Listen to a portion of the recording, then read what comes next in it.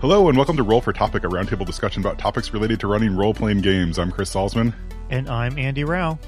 Andy, it's been like probably a solid month and a half since we've actually talked. It really has, yes. Yeah. So I'm excited to hear sort of what you've been up to. And I'll share a little bit of what I've been up to too. But yeah, before we get into all that, I did want to say, so Splatbook recently, so Splatbook with John Corey and Jess and Ben, and before that with Kyle Latino. They've decided to go on somewhat of an indefinite hiatus. And I just wanted to say that, like, just what an absolutely wonderful show. I mean, like, yes, we're biased, like, obviously they're all our friends sort of in real life, but like, it just was, I mean, I don't listen to a lot of tabletop role-playing game content, but that was always kind of a must listen for me. So yeah. So I just wanted to say. Do you have a favorite Splatbook episode out of curiosity? If someone was like, what's the one Splatbook episode that stuck with you? What do you think it'd be? Oh, that's a super good question. I mean, like, so I was on a handful of them, so obviously those stick out to me egotistically. Yeah. So that was nice. I mean, I don't know if it was one specific episode where this came up with, but they kind of jokingly came up with this acronym, play away from the table, POFIT or whatever, however they pronounce it. But I always like that has just stuck with me as like such a Splatbook, like core kind of concept of like, like the games that we play, there's like also kind of the games sort of beyond the games too.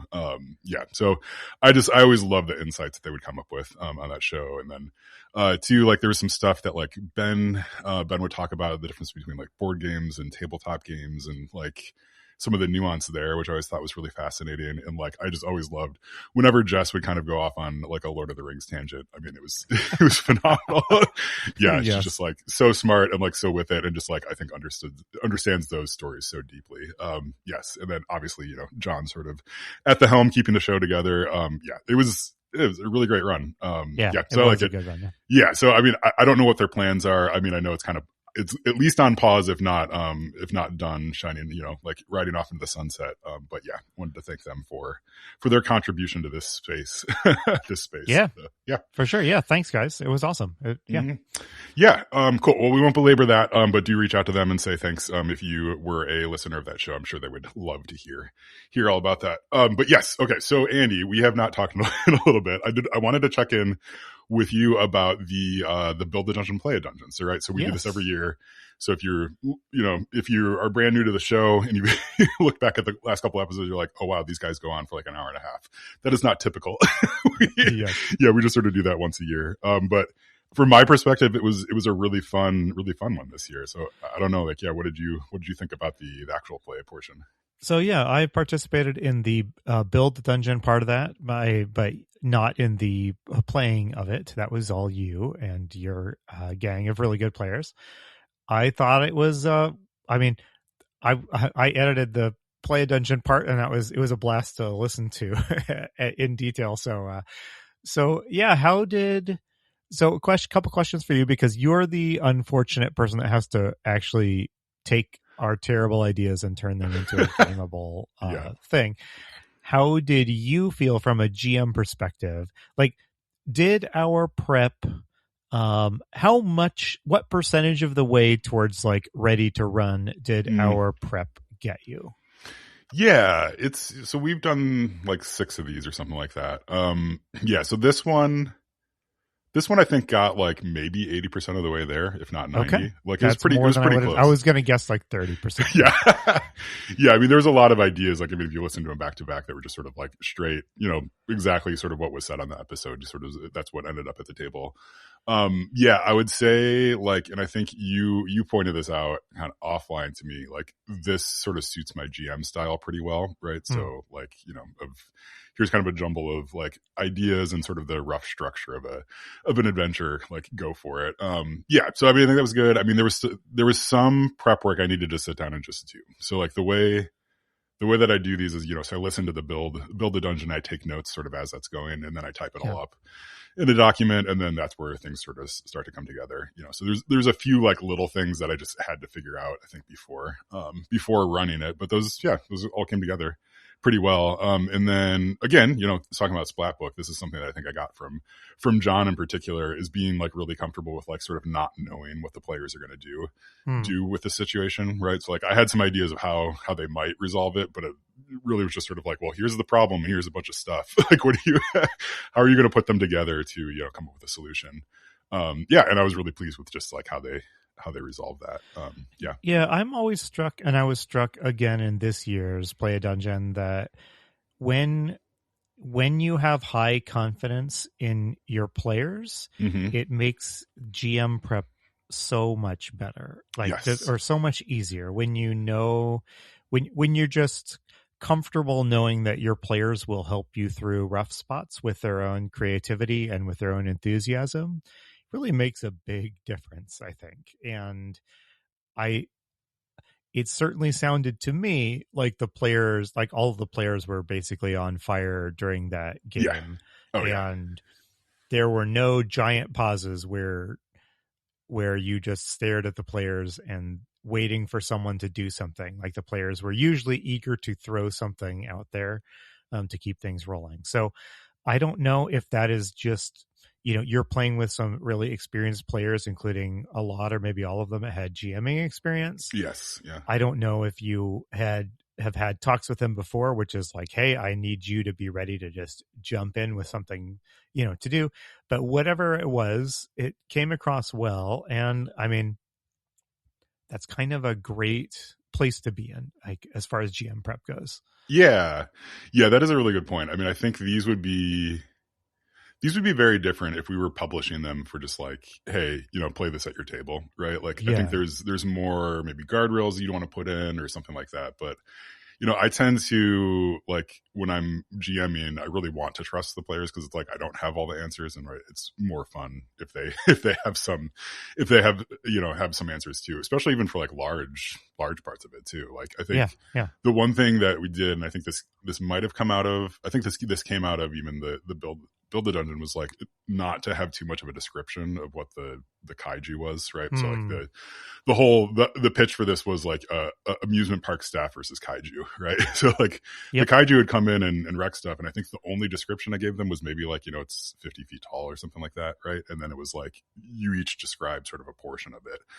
And and from there it just kind of developed into like, this monster kind of their own making, right? And I think there's a tendency, and this is definitely a tendency that I have in myself, of like, as a GM being like, well, we need to define what this kaiju looks like beforehand, right? Like, isn't this the kind of the most important part of the adventure as you're preparing it? And it's like, well, actually, no, like, you can let go of the reins a little bit on that and kind of roll with what happens, right? And they came up with like, I think, a really clever sort of like monster thing, right? And that like really added to the story in a way that like it would not have if it was just me kind of sitting down and being like, well, what's kind of like the scary thing that I'd come up with? Yeah. Well, it seems like it was a good success. Like, I'm going to chalk this down as a good year for the Play Dungeon. Yeah. I mean, they've all been good in different ways. So. Yeah, I was going to say, you have to rank them. So yes, that's right. I mean, BuzzFeed, is BuzzFeed still around, or have they long since been bought out? I'm sure if they are still around, it's just like, AI slop at this point. So, yes, I suppose so. Yeah. Anyway, look for the BuzzFeed, like roll the topic. Official Play Dungeons ranked. Yes. Yes. So what about you? So I know you've been running your Aliens game. Yes. We've got one session left on the Alien game, and I need to get that on the calendar, but I have a few other GMing priorities that are in front of that. And so one thing I wanted to mention is that, so I spent a good chunk of Christmas 2025. Is that the year that this last Christmas was? Yep. Okay. Yeah. I spent a good chunk of Christmas break reading the D&D 2024 rule books. I ran a little bit of family D&D for my family, and I broke out the new D&D starter set. The Heroes of the Borderlands. I didn't run Heroes of the Borderlands for my family, but I broke it out to see what was in there that would be of general use to me as like a D&D GM. And I feel like maybe 50% of the stuff in that box is like useful outside of the actual starter set adventure. Oh, nice. So I don't know that maybe that isn't the strongest recommendation, but yeah. So Chris, I want to do a little quick D&D rant, because I don't think this has come up in the podcast so far. there is a page there somewhere around like page like 12 or 13 of the D&D Player's Handbook, regardless of edition. I check out and become unable and just lose the plot and become unable to focus or understand anything I'm reading. What do you think is the topic I hit that causes my brain to switch off? Oh, and so this is in the official book? Yes. Mm-hmm. I know what it is for me. I'm trying to think what it might be for you. And I want to hear what it is for you. Oh, yeah. Then you guess what you think it is for me. For me, it's always once they start getting into like, here's all the factions. Like, yes. Yeah, that's like that stuff just kind of slides off my brain because I'm like, I just know I'm not gonna be able to keep all of them straight anyway. So I just like, kind of skip. Yes. Yeah, it's like factions and history and pantheon and stuff like that. I'm like, I would much rather just sort of invent that as we're going. Okay, you make it farther than me then by about like 5 pages. Wow. Okay, so are you down to like here's what a cone is versus a cube and like that stuff? Or you here's what it is. This has been the bane of my life since D&D 5e came out, but there's tendrils of this go back into previous editions. I check out at the heading that starts trying to explain proficiency bonuses. So, is there anything less comprehensible than the way D&D than proficiency bonus in 5e? Like you're yes. excited about this game. I'm like excited about this game. I've been talking myself up about it, and I start reading. It's going good. It's going good. It's going good. And then you have paragraphs and paragraphs explaining what types of role a proficiency bonus applies to and what they don't. And it's like nobody else does this. Like that's what I want to grab D&D, like the corporate entity, and say, nobody else does this. Like GURPS does not do this. Like why do you do this? And so when the proficiency bonus came up in the starter set, I was like, there's something is sick. Like something is wrong. That is sort of the first thing if you were looking for like how could we cut down the rule set a little bit? Probably that would go. Right. Yeah. So anyway, there's my little rant. I mean, I get on a very intellectual level what the proficiency bonus is doing. I also think literally no one would complain if you just deleted that section and never talked about it again. I still couldn't tell you. Yeah. I couldn't tell you what roles they get applied to and what they don't. I mean, I really wonder if you could have sort of the same mechanical effect if it was just like, hey, now pick one of these big stat numbers and just add +1 to it. Like it just just one of them, and like there you go, you're good. or just make your system so that we don't have this, like somehow, like like again, GURPS doesn't have this, and if GURPS didn't feel a need to put it in there, you don't need it in there. Like, trust me. So. Oh my goodness, that's so funny. That is like that is such a hill to die on, because I'm sure there's other people who are just screaming like that's the most important part. Yes, like how could you have balance without proficiency bonuses? Yeah, probably. Yeah, you can't. Right? Yeah, like how do you reward the one player who really wants animal handling? That's right. Yeah. Like so. Anyway, I'm being a little facetious, but I am also being totally serious about that. I wanted to. I guess I've gotten a little lost, but I was on the topic of family D&D. So I wanted to talk a little bit about. So my oldest kid has always kind of clicked with D&D. No problem. They've run some games. They've played in a lot of games. My younger kid has. He's played in games, but like the idea of GMing has always kind of felt like too much for him. And I just wanted to shout out the game that got him running some games and making his own scenarios, and that is Shadowdark. Okay. Have you played Shadowdark at all? Are you familiar with it? I think I've seen the book for that. Make sure I'm... Yeah. It's one of like a whole bunch of it's one of a whole bunch of what you might call like old school games that have come out in the last decade. It's like it's an OSR game. Yeah, I think you would call it an OSR game. It's basic. Its thing is that unlike a lot of OSR games, instead of sort of starting with the old editions of D&D and sort of making them more palatable and approachable This one starts with 5e, and it just strips out like 95% of the 5e rule system, leaving just the core mechanic intact. And so it's sort of like, I think you might call it like it's like an emulator of, it tries to emulate the feel of like the old editions, but instead of starting with the old editions, it starts with 5e and basically removes pieces from 5e until you're down to about what old editions of D&D were doing. Interesting. Okay. Yeah. So, I mean, the advantage of it is that 5e is a pretty, solid and understandable system, except for proficiency bonus. There's no proficiency bonus in Shadowdark. And so I think so for whatever reason, it clicked with my son. And so I just wanted to shout that out. I don't think Shadowdark has come up much on this game, but it's like a pretty good little take on if you really just want a game where there's like 4 character classes, and you're just mostly going into dungeons and you're fighting things and taking their stuff. Like, it's a pretty sharp little system, especially if you've maybe bounced off some of the OSR games that maybe retain more of the weirdness of like the old editions of D&D. So. Yeah.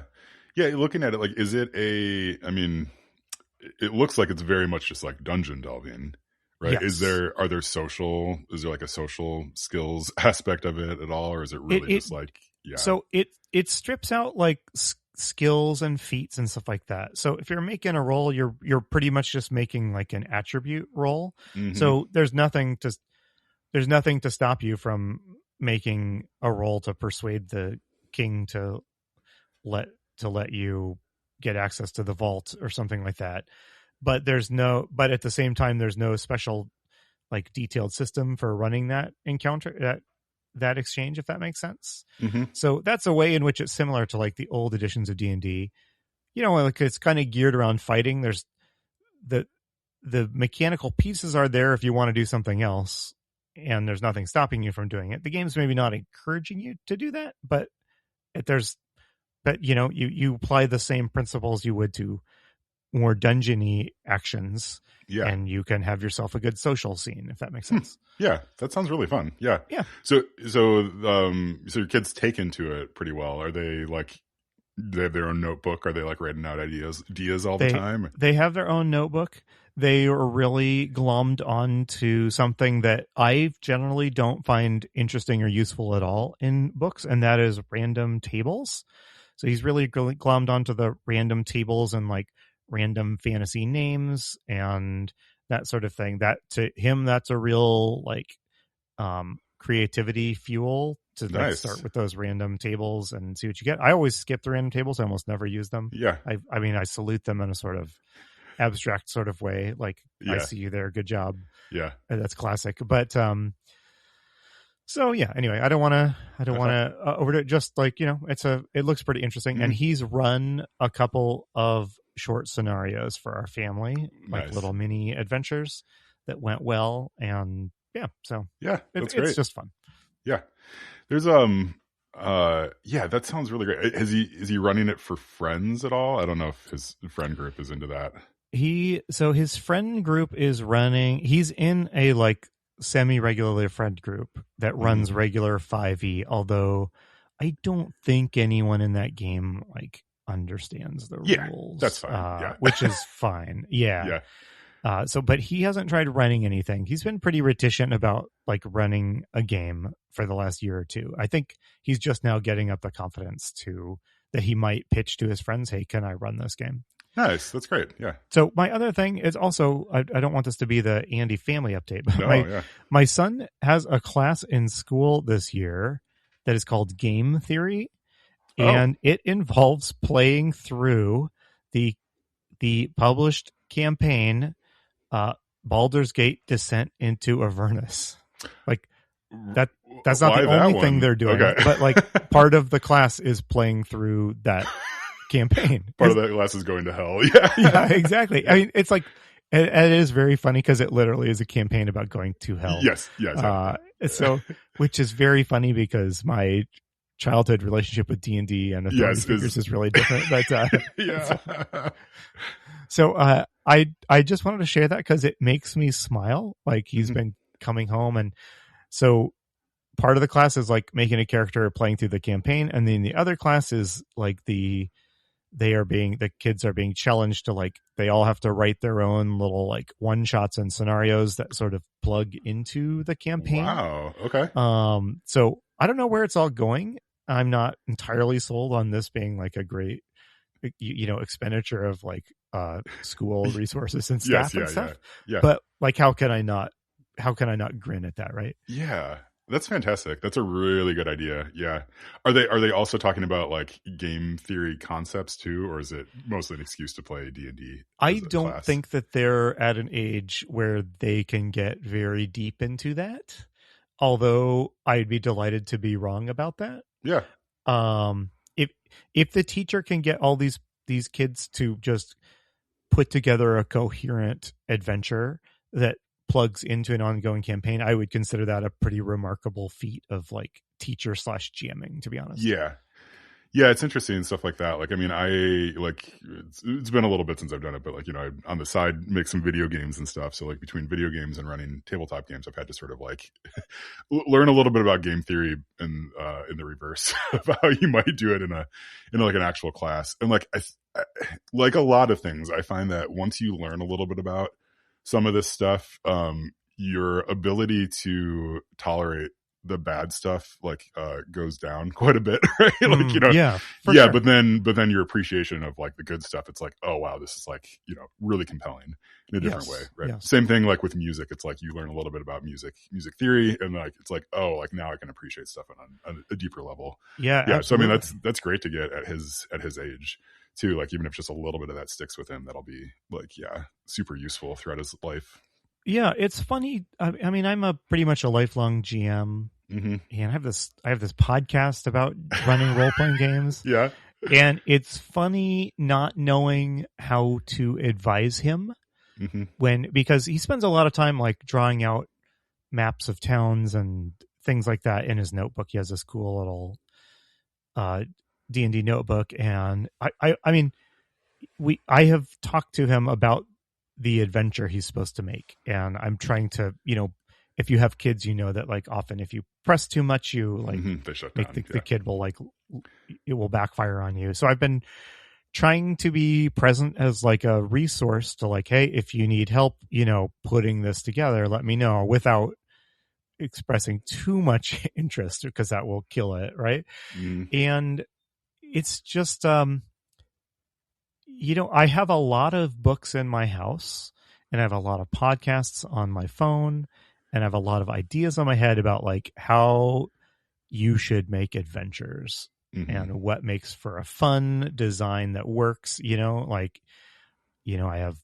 have all these blogs bookmarked in my web browser that, of like essays of like, whatever, 5 principles of a good dungeon, that sort of thing.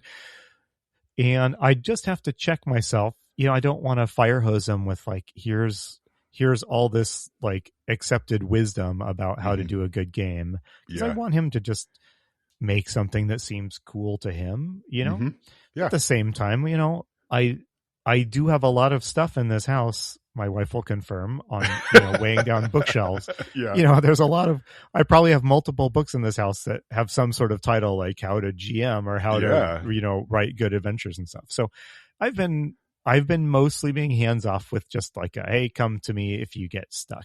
But I don't know. Yeah, I mean, it's like, if there's any household that is like well tuned to really support that that dream, it's like, yours would be it, right? It's just like, I was like, sometimes I wonder like, what our kids are taking for granted. Like, of course dad has, 100 books about how to GM on his shelf, or and it's just, they're going to grow up and talk to other people and be like, no, that is not a typical experience. I did already email the teacher and was like, hey, if you need some books, I could or some dice or like literally anything, I could probably set you up with more of that stuff than you have space in your house to store. So just let me know.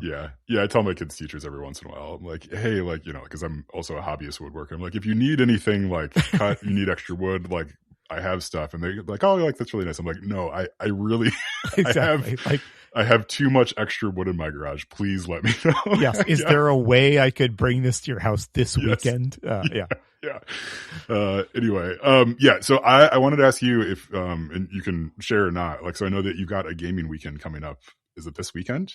It is this weekend. Yeah. Yes. Can you give us a little bit of the, like, what are you doing? I will. So this is, probably 20 years ago. Okay. On RPG.net, one of the big game forums at the time. I don't know if it's still one of the biggies, but there was this great thread where someone posted and they're like, this weekend, I'm going to go, I've rented a lighthouse with my friends and we're going to just go in there and seal ourselves in this lighthouse in the rural part of the country. And we're going to run the Call of Cthulhu campaign Beyond the Mountains of Madness. Okay. And he had a funny report and it sounded hilarious and funny and stuff like that. So they basically speed ran through this campaign in this thematically like cool and appropriate location. So ever since then, it's been in my head, like, could I do something like that? So this weekend, I'm not doing anything quite so dramatic. This weekend, I am going up with a small group of players to a lake house on the Lake Michigan coast. And I'm hoping it's going to be super snowy and stuff. I hope it will start snowing after we get there. Yes. So that I don't have to drive through the snow and then be really atmospheric. And we are going to run an Antarctic Cthulhu campaign in the space of a couple days. Oh man. So I don't have any idea how this is going to go as of the time of this recording. Yes. I've been spending a lot of time reading stuff and trying to get ready, but I really don't know how it's going to go. So this is new territory for me. So this is amazing. I mean, you just said like this is not nearly as atmospheric, but like, you know, a secluded cottage on Lake Michigan in the deep dark of January sounds about as atmospheric as you're going to get. Although in Michigan, it like over the last week, everything has melted. So it's like nasty brown version of winter, not the like wonderful snow-filled wonderland that you hope for. But yeah, I mean, of course. But yeah, I mean, you're in luck. It has just started snowing out here as we're recording, and it looks like it's going to get pretty bad by the weekend. Okay. Just looking at it. That's fantastic. Yeah, you're going to get a bunch of snow on Friday. So this is great. Yeah.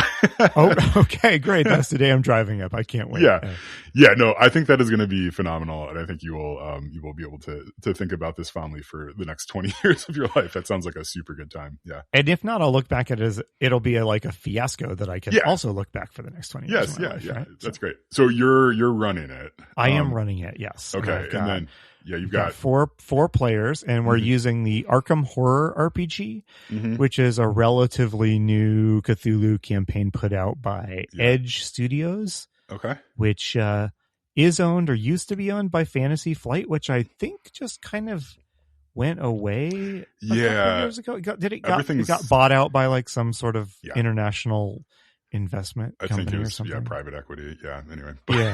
So that was great. Like, really, super good for the hobby. Yes. Yeah, I think they closed down like 80% of their game lines, so that worked out really well. So are you okay? So I have a couple questions if you're willing to. Sure. Yeah. Okay. So you're going for, atmospheric setting. You've got like a really atmospheric game that you're going to try to run.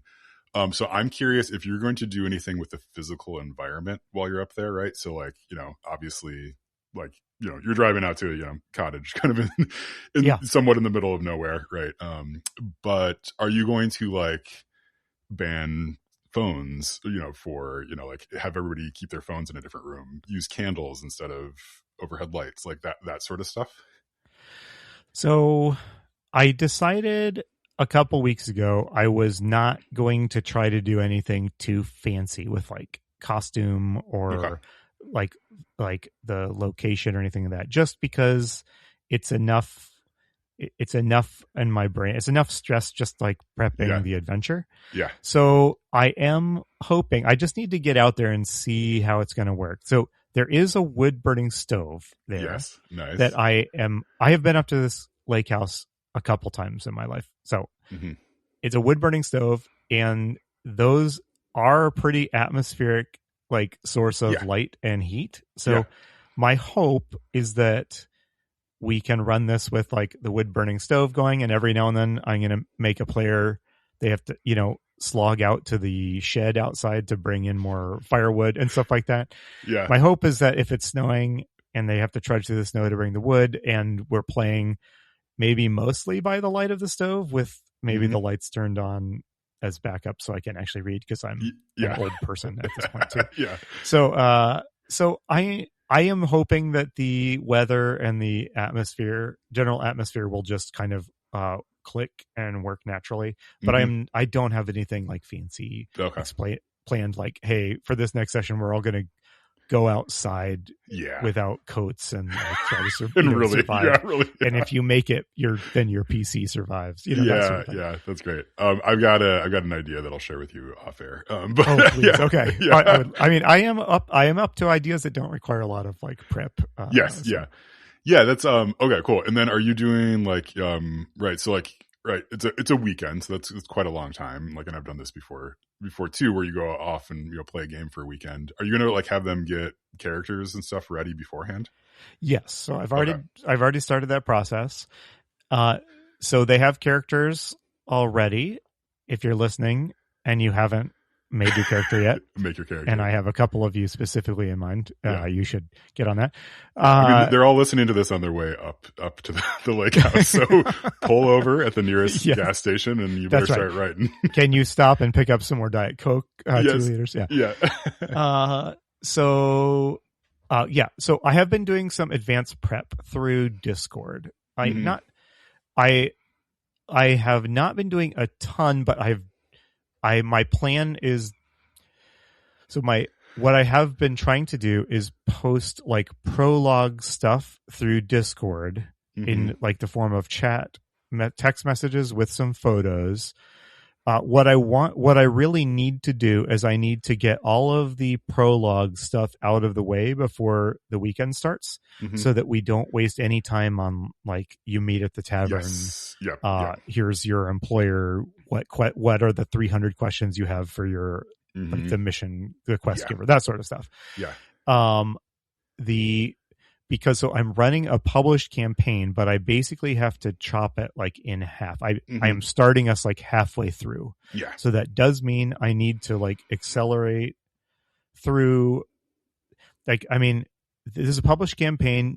It's intended to take like 6 months to play in real life, where you have a long, slow build up, and it slowly ratchets the tensions up. And then there's this awesome, cathartic, action stuff towards the end. Well, I need to start kind of like at the cusp of where that action stuff is about to break out. So that means I need to just kind of fast forward through all that stuff. So I have been posting updates with like little, in Discord you can create polls.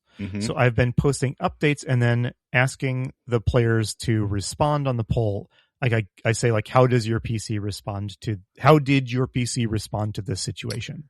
Cool. And then I have like 3 or 4 pre-written options there. And the purpose of this is mostly just to help them get into the story, to give all of us a little idea of like how their characters react. So like one of the first one I did was like, here's how the interview, you're going on this expedition to Antarctica. Here's how the job interview went. How did they convince you to join? And then the options are like, well, and I have a couple options that range from like, I was on board instantly because it's Antarctica. How cool is that? And then a couple of other options up to like, well, when they said they would pay me a ton of money, that's when I said yes.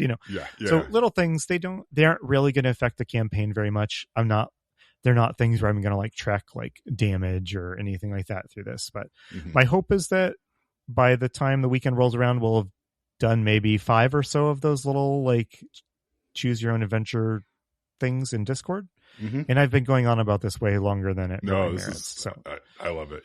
This is interesting. I mean, like, because we can bring it back around to the subject of the podcast in general, but I mean, like, that's a really good kind of GM tip and trick, right? Like, like you're using yeah, using Discord, kind of using that chat to kind of get some stuff answered ahead of time. Like that's gonna like this is saving you sort of like hours of at the table the day of time.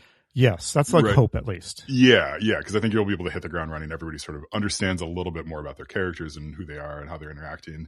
But even just getting past the initial like quest giver part of it, I think is pretty huge. Like people are going to be able to sit down at the table and just like, oh, okay, like here we go. I spent a lot of time, like this was a couple of weeks ago when I was really sitting down to start planning this. I looked at, I was like, I have all this information I need to deliver to the players before we start the game. Mm-hmm. So like, what's the best tool for that, right? And it turns out there's like 200,000 tools you can use, right? Yes, so there's a bunch of services out there that are specifically like manage your campaign online, and they range from like really simple to really complex. There's also, you know, a bunch of just like ordinary utility stuff. Like, can I use Trello to do this? Can I use OneNote to do this? You know, can I set up, I set up a blog. Like, can I set up a blog to do this? Can I set up a Google site to do this? And so I basically, first of all, I created like 300 accounts. So my email, so I will now be spammed till the day I die. And I ultimately decided, like, I think I just need to go with, we're all using Discord to just chat with each other. I think I just need to just do the simplest thing here. And like, does Discord have all the features I want? No, it just lets me type text and share pictures basically. Is that going to convey the information that the players need? Like, I think so. Yeah. So, yes. So you get so clever with it. And when it comes down to it, it's like, everybody's already on this already.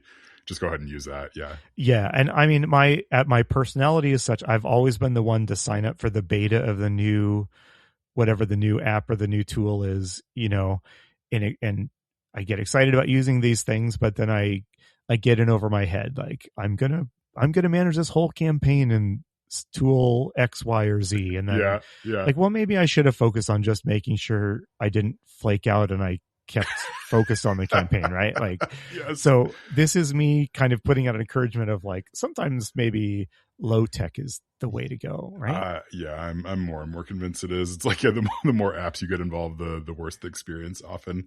Can be.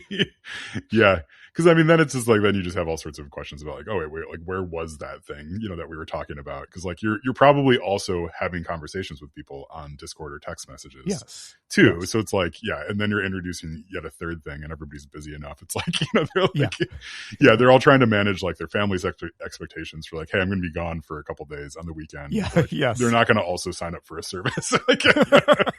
Exactly right. I mean, the players are amazing, but like I do periodically have to remind myself, like, they probably are going to check this Discord chat like once or twice a week, right? Like, because why would they check it more regularly? They're not freaks. So they're not.